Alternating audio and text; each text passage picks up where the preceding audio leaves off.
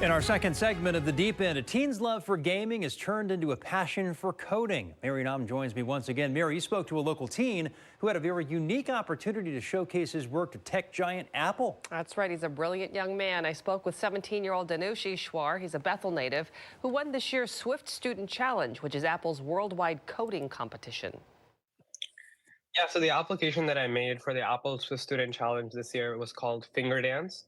And Dance is an application which educates users about the fundamentals of fingerspelling in American Sign Language using machine learning and augmented reality. So there's more than 70 million people in the world who use sign language as their primary means of communication, and American Sign Language at the forefront of what people are using to actually communicate with each other. So the idea for my playground was to introduce people to the fingerspelling aspect of it, which is like the fundamental aspect of American Sign Language, and also to make people cognizant of the fact that there's so many people who are communicating in this different visual paradigm. So, introducing people to that visual paradigm and also teaching people the fundamentals of American Sign Language through machine learning and augmented reality was my submission. So essentially, is this an educational app that teaches you American Sign Right. Language? Right. It's like an interactive educational experience where you can place different objects, virtual objects, in your real world room. And then you can click on those objects, and then using machine learning, it'll recognize your hand positions to learn about American Sign Language. Yeah. How did you get involved with American Sign Language? How did you develop this passion? Yeah, so computer science was a thing that I was really interested in for a long time because it's a very impact oriented thing. And I got into American Sign Language through my high school, North Creek High School. I've taken three American Sign Language classes there, American Sign Language 100, 200, and 300 since freshman year. So that's been something that I've been really passionate about. And I wanted to combine both of my interests to build a product that can actually facilitate communication. Yeah. Tell us some of the challenges that you encountered when developing this. What was that process like? Yeah, so developing this was a very time-consuming thing, and it's quite a difficult thing from a machine learning standpoint because you want to create something that's accurate, but Apple also has a requirement of your submission has to be under 25 megabytes. So I had to develop a machine learning model and also reduce the size of it to ensure that it runs on device locally. And so that was like the biggest challenge. So I had to gather a lot of data for that.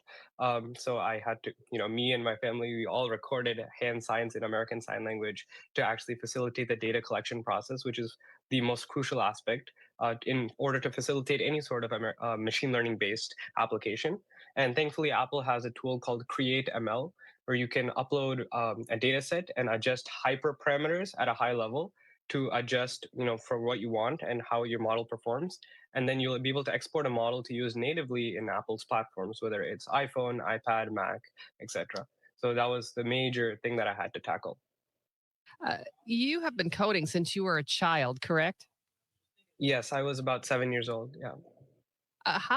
What drew you into this world, and what did you learn about yourself in the process? Yeah.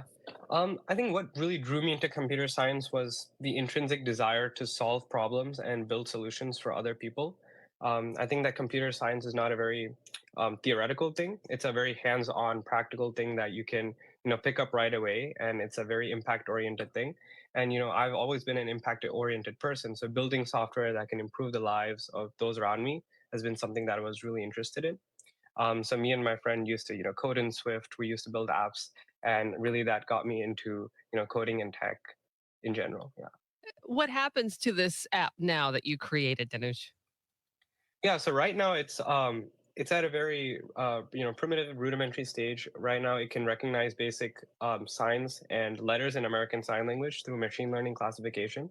But what I want to do with this is partnership with local organizations like the Deafblind Community Center and perhaps Gallaudet University, and who have tremendous resources allocated for research in the hard of hearing community, and partnership with these people and get enough data to actually facilitate full on communication, because right now the data collection phase is something that is preventing me from taking this to the next level. So I want to partnership with all of these organizations who can help facilitate that process, and also potentially incorporate synthetic data generation methods, which is using artificial intelligence itself to generate data for your machine learning project.